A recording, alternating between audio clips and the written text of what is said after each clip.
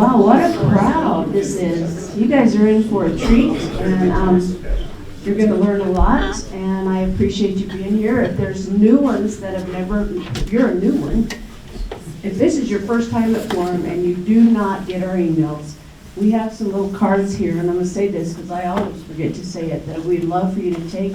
So QRS, you'll get our emails. They're also in the paper. I guess that's how maybe some of you heard about it.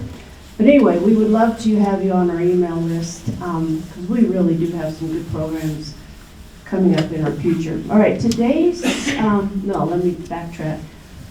I'm Phoebe Benziger. I'm one of the 4 forum facilitators for the forum, and we all have our week that we get a program together. Obviously, this is my week. The other 4 are Barbara Bynum, which she is not here this morning, Kathy Hebers, and Judy Ann Files. If you know of any kind of program that you think the forum would be interested in that we haven't done in the last 2 years, 1 year, actually this is one that's coming back in a year because it needs to be, let us know, because we don't know everything, and we read and we watch, but we still need your help. So today I am super excited to have Carlton Mason from CASA be our main speaker today. CASA really fast, and I'm not going to go into the deep part of it. That is an acronym for Court Appointed Systems Advocate. And so it's a nationwide program that has been advocating for kids since 1977.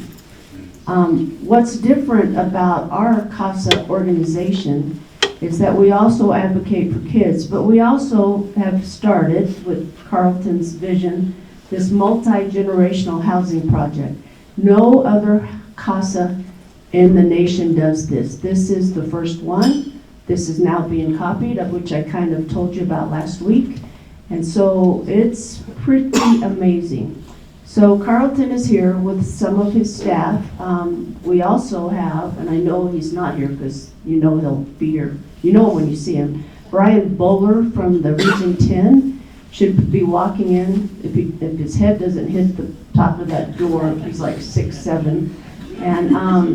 And also I am happy that Tim Cox, the Deputy Chief of Police for Montrose City, is also here because that's also had a positive impact on our city from his point of view. Carlton and his wife Miriam, right? She works for the county, and they have been here for quite a while. He's been the executive director for our local CASA since 2013. 14. I know, I can only ask you that 10 times and still not get that number. He's innovative, he works hard, he's the real deal. I'm going to say he's very humble as a board member, which I am, and so is Jim Hogdas out here. That's sometimes frustrating because I think he should toot his horn a little bit more, so this is a great opportunity. I also want to tell you that we have some CASA volunteers that work with our kids in the audience. I know Silka Prince is, I know Alice Murphy. Is there anybody else that volunteers for CASA that works with our court-appointed kids? And that, we won't go into that, that's not what this is about. But anyway, thank you two for doing that. And so without droning on and on, I will say this presentation can be seen on the City of Montrose YouTube page this afternoon. I think it comes out early afternoon, so sometime. But so thank you so much to Will Woody, who's here every Wednesday, and he will tape this for us. And trust me, I've gone home and rewatched because I thought I missed something, and so it's worth watching again or telling your friends about. So I would like for you to give a warm welcome to Carlton, and I'll turn it over to you.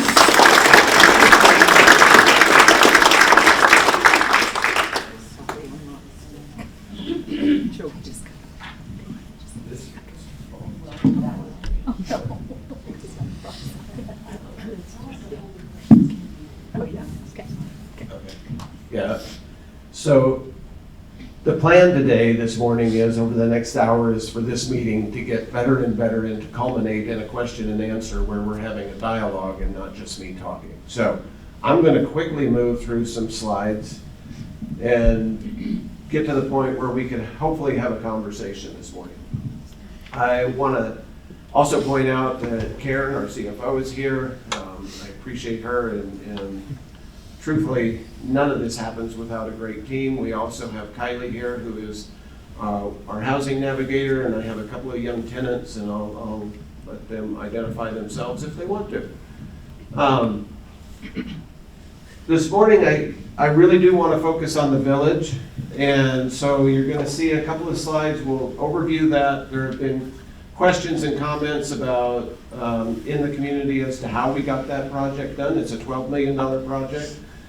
Today we'll talk a little bit about where some of that money came from, where that money went, what we see on the broader conversation. We've now been in the work of housing our young adults that have either been homeless or at imminent risk for homelessness for 8 years. This project opened up September of last year. But prior to that, we also have projects going on. So we have a bit of experience, and we have a little bit of a track record that tells us what we're dealing with and things that we've learned along the way. Right now, the village that you're seeing right there, that is out on the bypass. That's 3 units of bridge housing. Those are units that we can very rapidly house someone in. There are no government subsidies attached to that through like rent subsidies. Those are houses that we just have available so that we can solve problems quickly. You have 12 units of the 80% AMI. Those are actually handled by Area Best for us. They take care of the leasing and they are full. And then we have 30 units of intergenerational supportive housing. And that is housing where our tenants are 18 through 24 or 62 and over. And it's pretty cool. Like I always knew I liked my grandkids, and I liked my kids, but I wasn't sure how this would work putting, non-related folks in the same space. And for the most part, it's working well.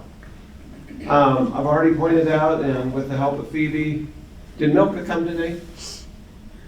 Don't see her. Milka is the Hilltops Housing Navigator. She works with our seniors. Like I said, Kylie's here, Tim's here, Brian, if he shows up this morning. It took a lot of community partners to get this project off the ground. It took a lot of support from state and federal.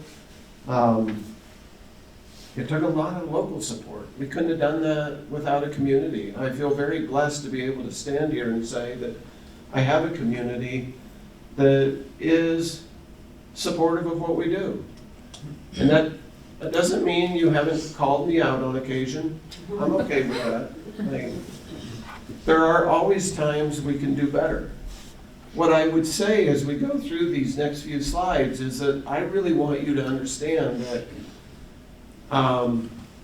my team is not sitting in the bleachers. They are on the field, they're in the work, they're playing the game. We are working hard to make a difference. And that comes with some pitfalls and some victories. There are times when it's going really well, and there are other days when it is not fun at all. But we're in, and we're doing the work. And I, on behalf of my team, would ask that you respect that. And there will be days when you probably don't like what you see. You're not actually seeing what is going on. You're just simply seeing, elements. Let's talk a little bit about how we got the project done. We saw the need back in 2021. If most of you may be aware that we built our first supportive housing program in 2018. It opened its doors. It is actually across from Friendship Hall. In 2020, we opened up the next project in Delta, and that was 6 more units. So at that point, we had 18 supportive housing vouchers handled by our organization. We still saw a need for our young people that we were not meeting. we began to, what could we do? Began to look for local support, develop that support. Conversations went from purchasing, a larger home and making 3 or 4 more units to looking at other facilities where we could have done maybe 15, 20 units. We ended up purchasing the property on the bypass. At one point, we actually tried giving away half of that property to another entity to take care of some stuff they needed to do. I mean, it wasn't our plan to go out there and build 45 homes. We didn't feel like we needed quite that much. We started to have conversations with the Division of Housing. It was also back in 2021 that I think when we first became aware that the Area Agency on Aging had some funding to put towards housing for seniors that were dealing with homelessness, and we started pulling them into the conversation. In December, we went ahead and purchased that property of 2021. We began to develop our initial site plan, our floor plans, and exterior elevation. I'm going through this because I think within the community sometimes there are questions, well, how do you actually get this done? Like, what are the steps? How could we make a project like this work? Because as you're well aware, homelessness is still an issue here in the community. In 2022, we began to raise that money. It was federal, state, local governments, foundations, and local donors. It was also in 2022, we were awarded the supportive housing vouchers. Those are vouchers that help subsidize the rent. Okay, so when a young person or a senior moves in, they pay 30% of what their income is, and then the rest is subsidized. When their income gets to the point that it matches the amount of rent available, they're no longer eligible to live there, and they have about 6 months to find other housing, and they do. Okay, that's kind of how a voucher works. We were awarded those in 2022, even before we had been awarded funding through the Division of Housing to help with the construction. We continued to work on our site prep, our EPA requirements, our soil tests. We began our applications with the Division of Housing. And then in 2023, we completed the architectural drawings. You can see probably it was around June that actually work began out there on the underground, the horizontal work. September of 23, they put in the first foundation, and when I say they, it was Stryker and quite a large team. And by September of 24, we had certificate of occupancy. So that's in 12 months, 45 homes went up, and here we are 6 months later, 5 months later, and we have pretty much all of them housed. We may have one vacant that's getting filled today, I'm not sure. And these are individuals. One of you came up to me just before we started and had the comment that, I went out there and I talked to this gentleman out there, and we had a 45-minute conversation. I have some incredibly interesting tenants. They are, and I'm not, my seniors and my young people both, these are, I don't know how to describe it. With one of our young men, my life growing up was kind of like walking around the shore of the lake, skipping stones. And for some of our young people, their lives was more like I'm trying to scramble over the ridge and get down the cliffs, It just nothing but hurdles. And they are survivors, and they are just great examples of what the human spirit is capable of, even though they have found themselves in some pretty difficult situations. I think you read, if you saw the article in the paper, it is interesting. We have had individuals that have been in Hollywood. We have had individuals who have spent their lives farming here in this community. We have an individual who grew up in Silverton. His father was in the mines. He became a mining engineer. We have an individual who put a entertainment system in the home for the king of Saudi Arabia. I mean, these are life stories. And they have found themselves experience and part of our society that we wish we didn't have people experiencing. Where did that money come from? That gives you the percentages of where it came from. DOLA, Senator Bennett, the Area Agency on Aging, the COC or Rural Homelessness, that was probably federal funds. The City of Montrose helped out, foundations, a loan, and then some in-kind.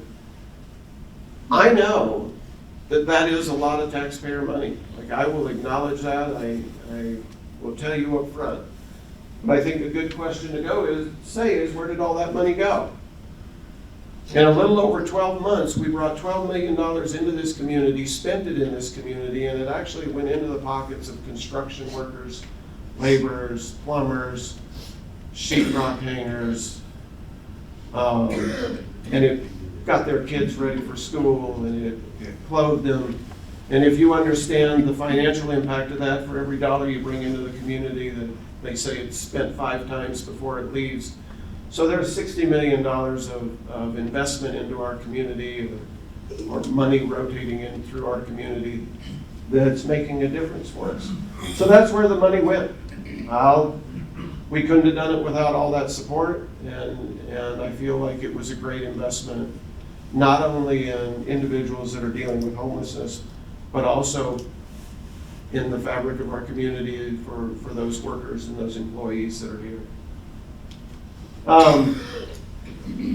This is next thing I want to touch on. I think it's almost fair to say there's always an exception to everything, and I think you need to recognize, as we talk about terms, we're not saying these are the only things, we're just saying this is what we're seeing. Okay? It's pretty fair to say that most of us have experienced a homed environment at some point in our lives. Most of us still do. Okay? Even the youngest kid, even that kid that ends up in foster care, has experienced a housed or a homed setting.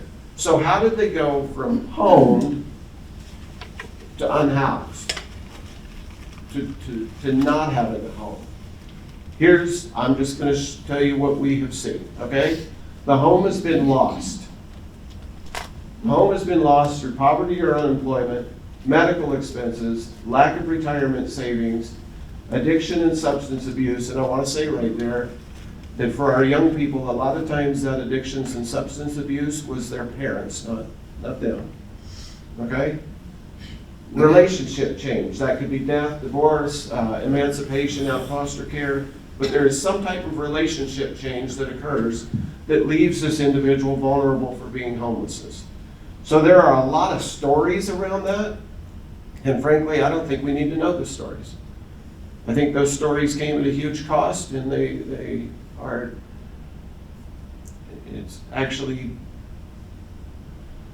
offensive sometimes to ask them to be shared simply for us to determine whether or not we can justify engaging. Those are a lot of reasons that we have seen for homes being lost, okay, for individuals to come to us unhoused. The other reasons we see are the unsafe. Those are issues that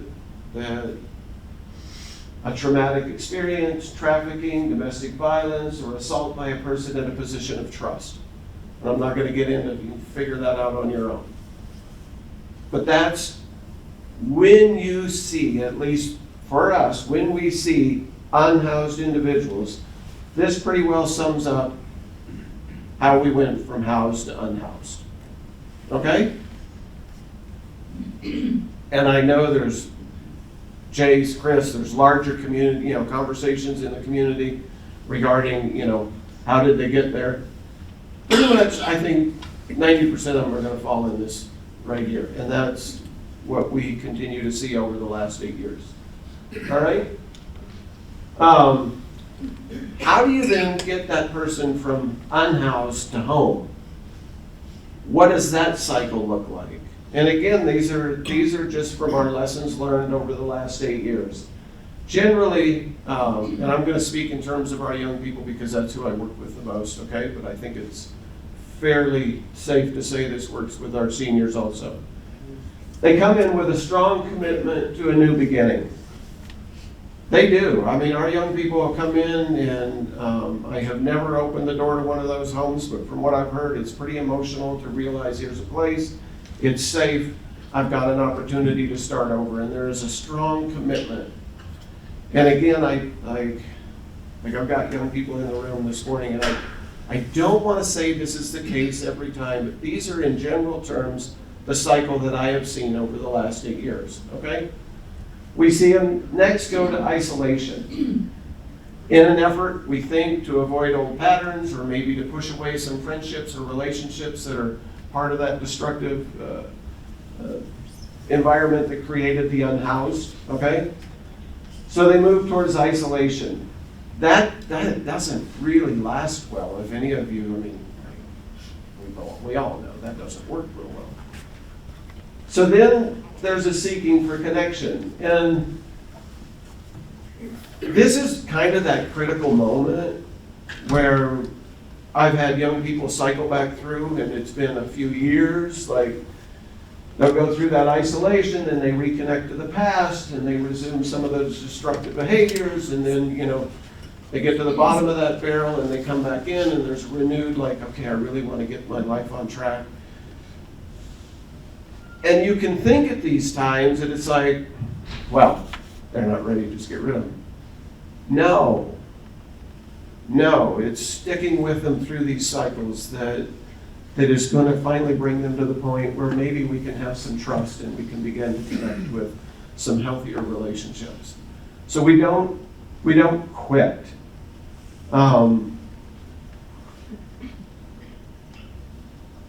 It's not, like it gets really hard. I had a conversation, it was yesterday or the day before, where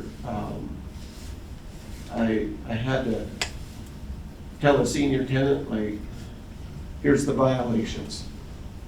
Laid them out, 4 of them. It's like, do you want to relinquish or do you want me to evict? He said, I'm not relinquishing. I said, then I may need to move for eviction.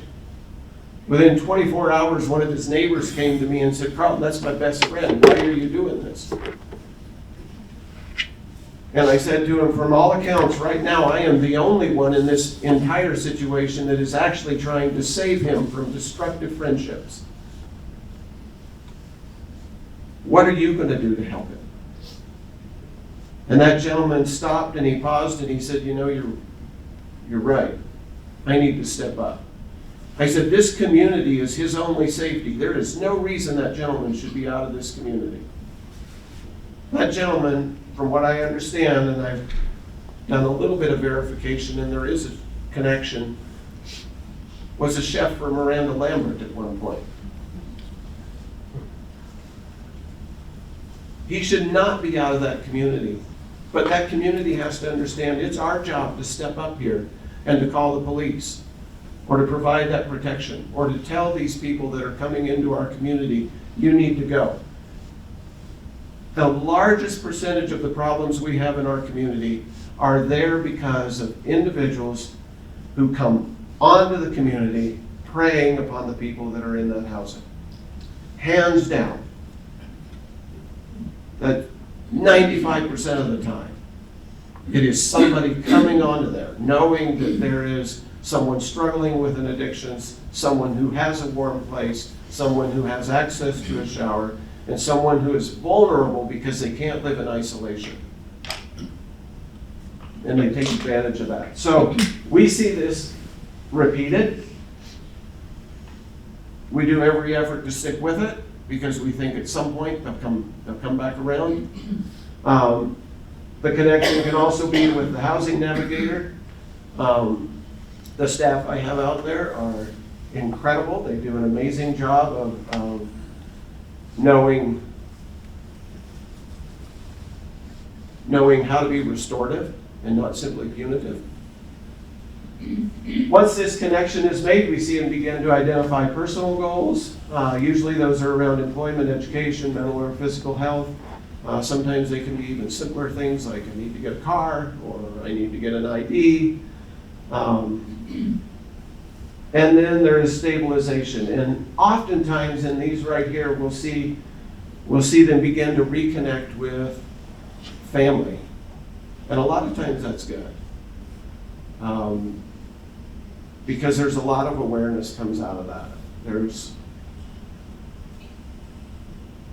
While there may still be struggles within the home, there needs to be that connection. It needs to come back to that point where there is like, okay, I want to reconnect to a sibling or to a parent or to a grandparent and see if now that, there's a degree of separation, to see if we can begin to restore a relationship in there. That's kind of the cycle we've seen. So I've gone through kind of why we find them to be unhoused, what it looks like to get them housed. And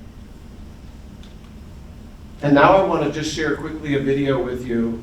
The Colorado Trust, I'll need push play, which is good. The Colorado Trust did an article on the village on San Juan a little over a year ago. That article caught attention all the way from organizations in DC all the way to LA.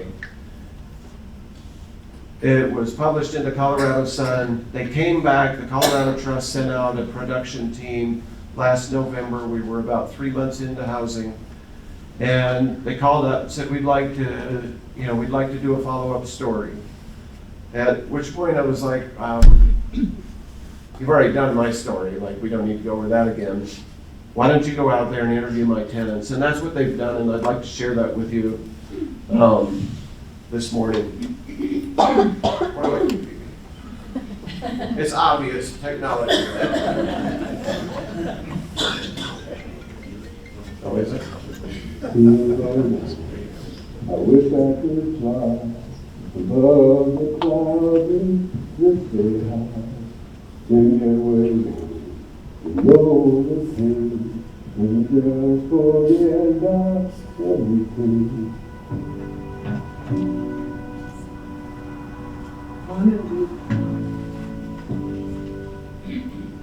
Been writing poetry and songs since I was 14, and it always has been a way of me getting to the root of what was I experiencing. I think we're all coming into it from trials and torments and wounds, and so I think we all at this time need rest. For me, art is very peaceful. It helps me tell a story. I bet if I put all the art that I've worked on my whole life to right now together, you just see the story go. Wish we could cry these old lives out.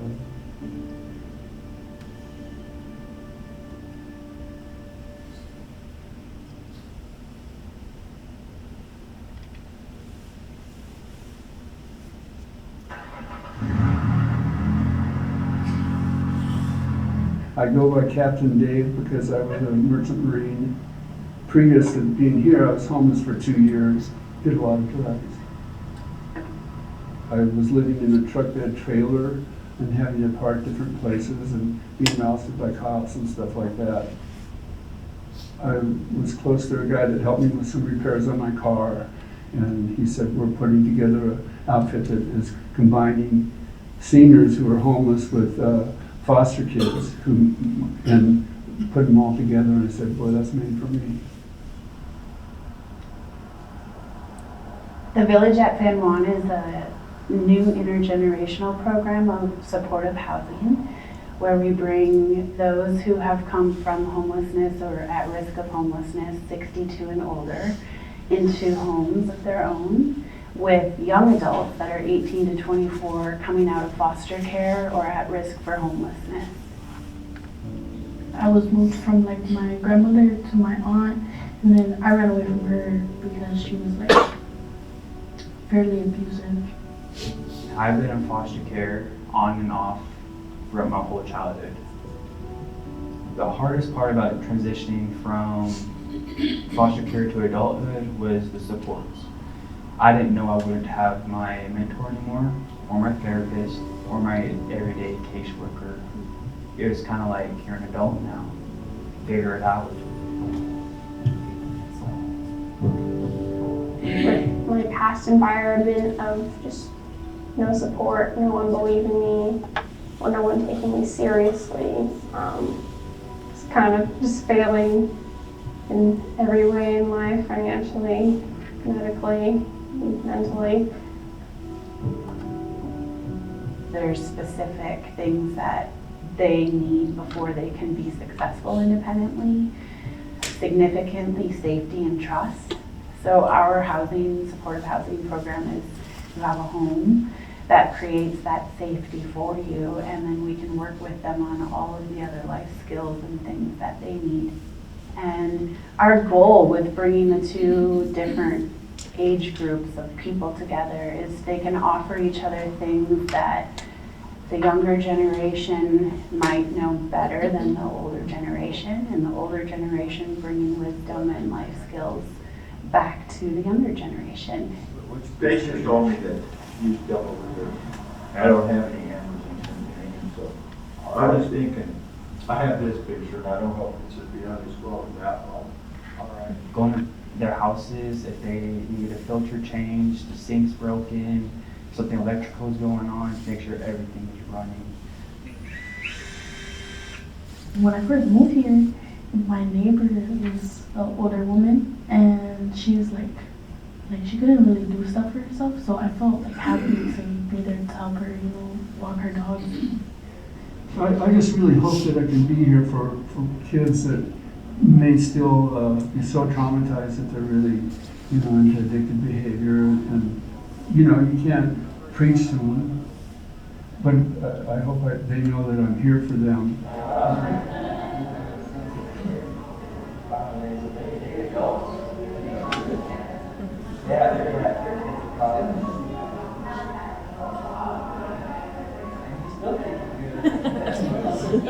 Before this, I moved around everywhere, from Montrose, Grand Junction, Fruita, Palisade, like all these different area codes. And for once, I could feel like I could come home, take care of my family, and then go to work.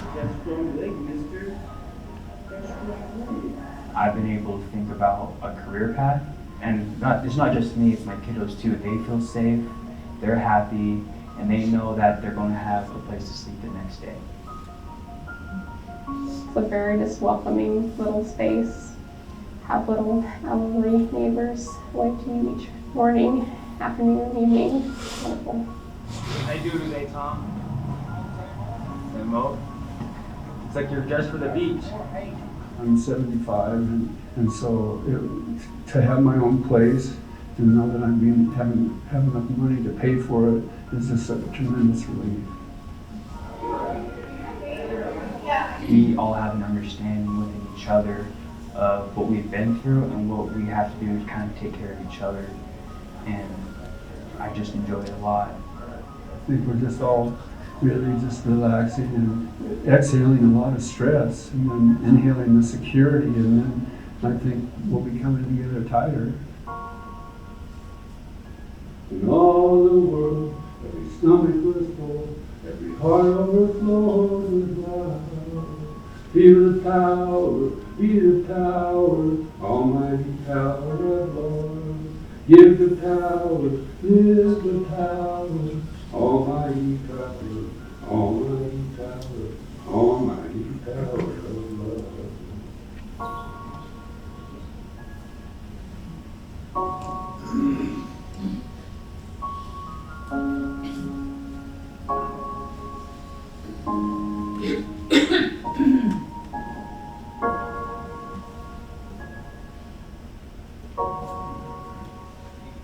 I think as you watch this, it's not hard to understand why you can kind of get addicted to this work. These are great people.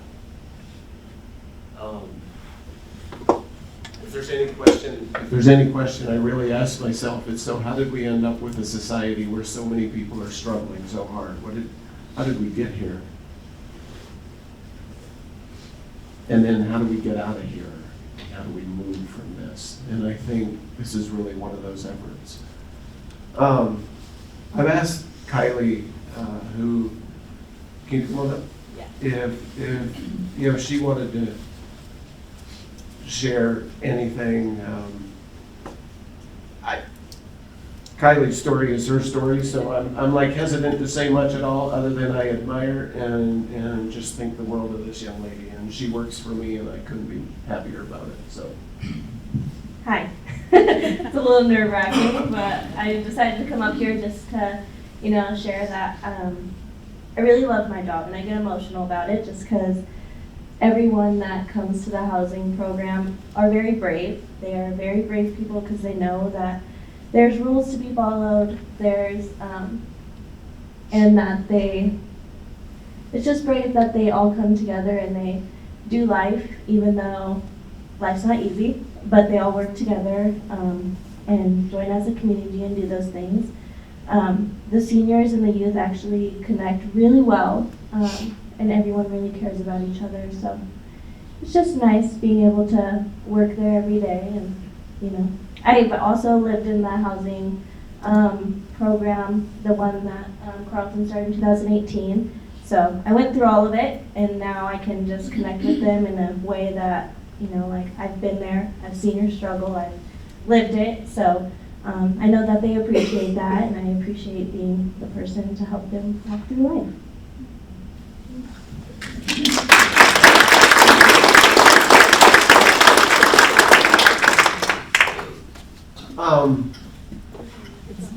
Like I said, I want to open it up for questions and answers, and we have a little extra time, and it's probably good because sometimes my answers.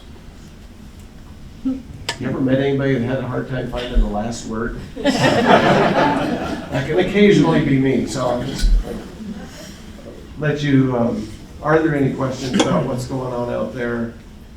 I would rather hear what your concerns are or what your thoughts are than my own. Wait, Carlton, I got it. Okay. You keep that. Thanks a lot for what you do, Carlton. One thing that Phoebe didn't mention, as far as our organization goes, I'm on the CASA board, but I'd like to recognize John Nelson. And John basically, I don't know, back in 2008 or whatever, basically saved the organization from going under. But the question I have is, one of the underpinnings of our board that we do is look at return on investment. So could you talk a little bit about outcomes as far as social outcomes, and then also about the return on investment for recovering the money that goes into the vouchers with respect to our people, youth, and getting jobs. Okay. Yeah, our first 5 years in supportive housing, we worked with a consultant off the Front Range to assess or evaluate the savings that occurred through putting a young person into supportive housing. And those savings were around educational outcomes, the cost of emergency shelter, emergency room visits, law enforcement engagement. I'm trying to think if there are another one. Pretty much those were our major ones.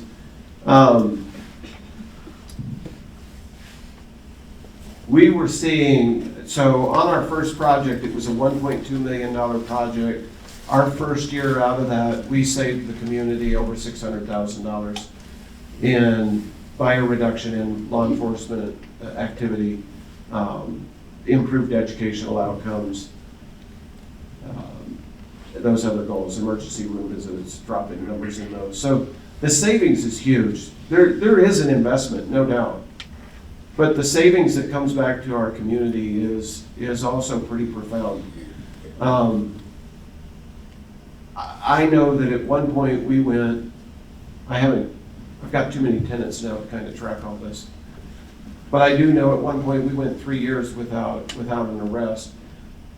Statistics show, your national data shows that for those experiencing homelessness, those coming out of foster care, 67% of them will have criminal charges within 12 months. We took a group of 10 to 12 and went 3 years. Same with emergency room visits, same with educational outcomes, you know, getting high school diplomas finished up, getting kids off to college.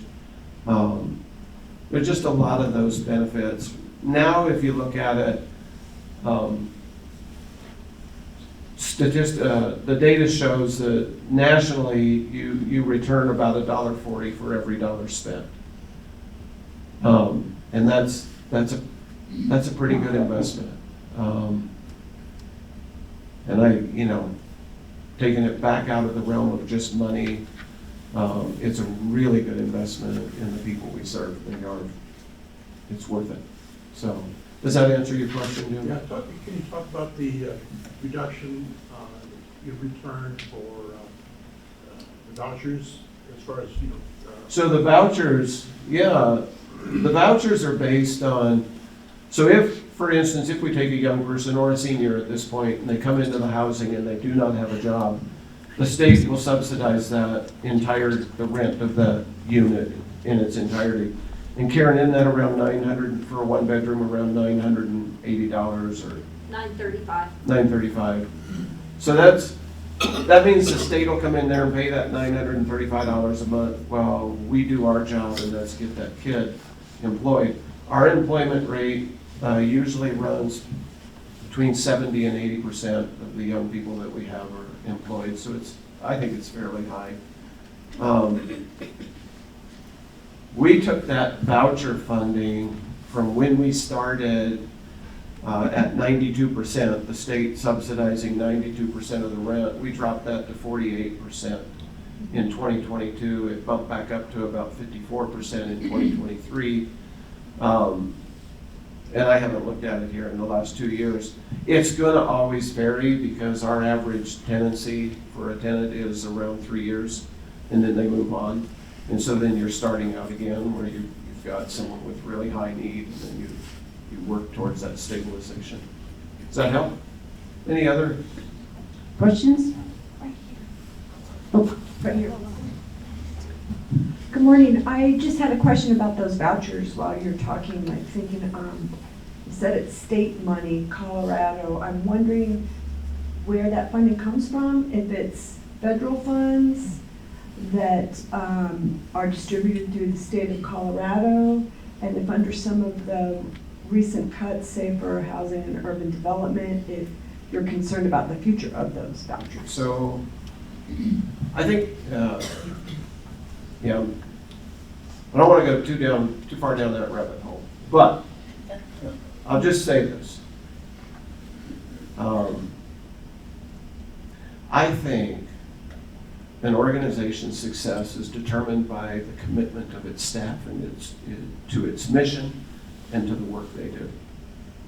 And if funding is cut, we'll figure it out. Like I don't know what else to say at this point. Like I'm not. It's possible. It's possible. It is a lot of federal money that comes through the state. We'll figure it out. I don't mean to be harsh towards the state or the federal government, but I don't attribute to them our success to this point. And so I'm not going to live in too great a fear or anxiety over our success in the future. Okay, there's a question here. Yeah, did that help? Did that help? I hope. There's also one right here too, Yeah. Phoebe, when you No? go. Okay. I'll just add that I do work at Volunteers of America, and so we have a lot of senior housing that is being subsidized by those funds, and we'll just, it could be a lot for a little town like this to absorb. It sure could. I'm not trying to in any way say there won't be challenges, but Yeah, I mean, I wish we didn't have to go down the rabbit hole either, but thank you for Well, being here's the thing to think about, okay? We're sitting here worried about how are we going to be able to keep our staff paid when we have those discussions, and they're very real, and I get it. But at the same time, I'm serving a population that is actually trying to figure out how to survive, and so I'm going to keep my focus. I'm just going to keep my focus on where it needs to be. Yeah. I was wondering if you have any sense of how many people have successfully transitioned out of your program? You know, we actually, it was interesting the other day, I forget who I was sitting with, we were talking about, I wish I just had the names of all the young people that have gone through our housing. I'm gonna back up on the word success, because right there, the door has just got, thrown wide open. What is success? For me,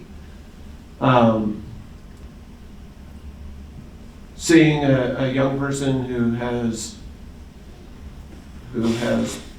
been through attempted suicide, and to see them happy and safe, that's a success. To see a young person come in and finish their high school diploma, that's a success. So I mean, success is varied. Maybe the better question is do I have young people in my mind that I feel like I should have done better? Yeah, I do. Yeah. There are a number of young people that I feel like, I didn't quite get it right. And I'm not saying I own their decisions or I'm responsible for the outcome.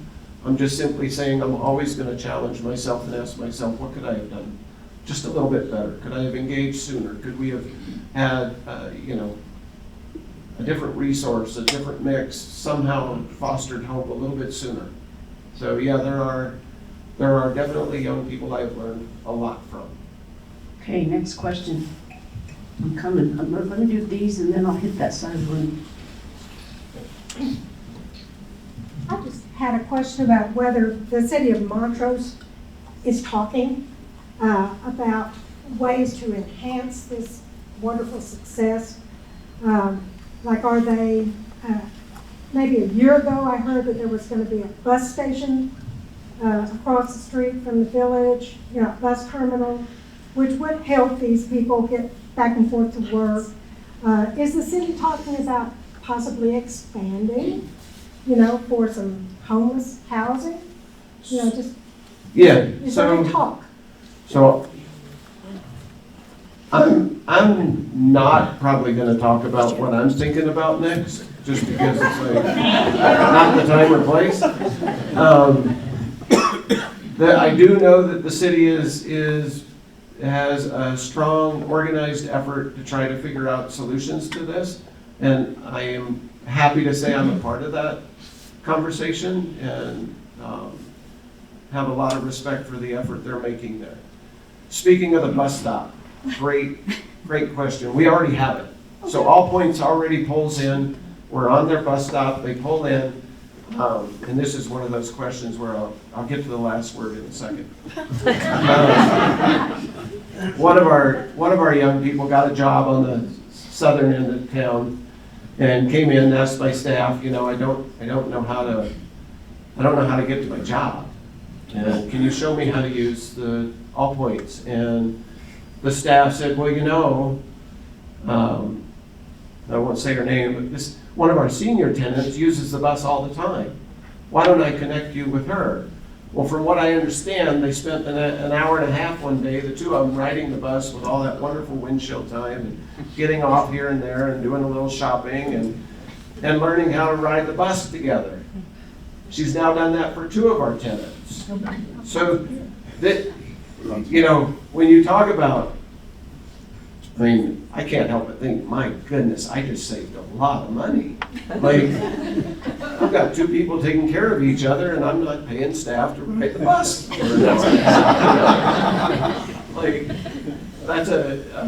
But the bus is out there and it's working. I'll add to that when they took the second young person on the bus driver was playing a role in the play at Magic Circle and informed them that they could go to the dress rehearsal for free, and I think there were 9 individuals from the village that all got on a bus together or a van and went down to see the Magic Circle thing together. So those are the kind of you can't put a cost savings to those. We don't know what the cost savings would be, but that's mental health, that's stabilization, that's connection, that's the fabric of a community. So, yeah. Thank you, Carlton. Tell us about the community center the things that happen there and the services that you offer your tenants, either at the community center or through your program. Okay. So I'm going to start with your last part, the services we offer there. I actually I was out there, I think it was last Friday, and they came to me and said, we need to meet. Okay, let's meet. And it was a couple of our seniors that actually run the community center. Like, my staff is out there, but they're doing a lot of one-on-one, they're doing their jobs. And we have encouraged the tenants, like, this is your space. You know, you do you here. And so they said they wanted to meet, and we did, and they had, you know, we want to do this. I'm like, okay, do that. Well, we're not sure if we're stepping on anybody's toes. I'm like, well, it's your community building. Whose toes?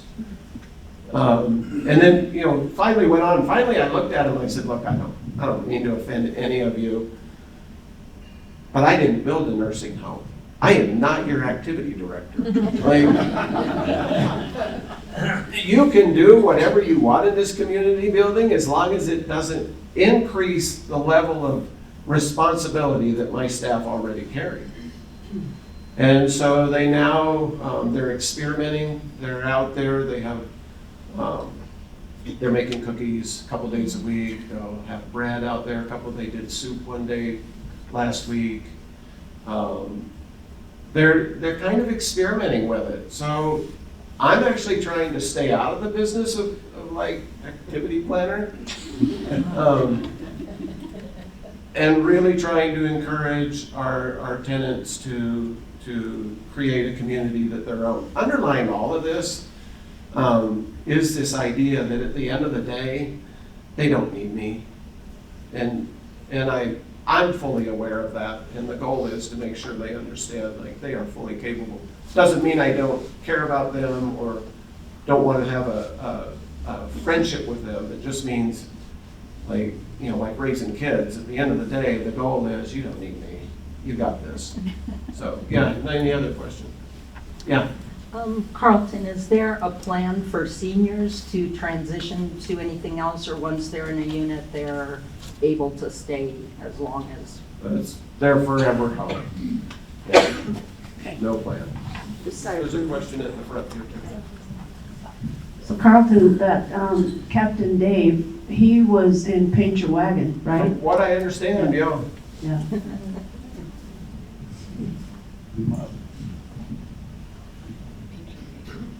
When one of your people hits one of those huge bumps in the road and is in crisis, what services do you offer? So we,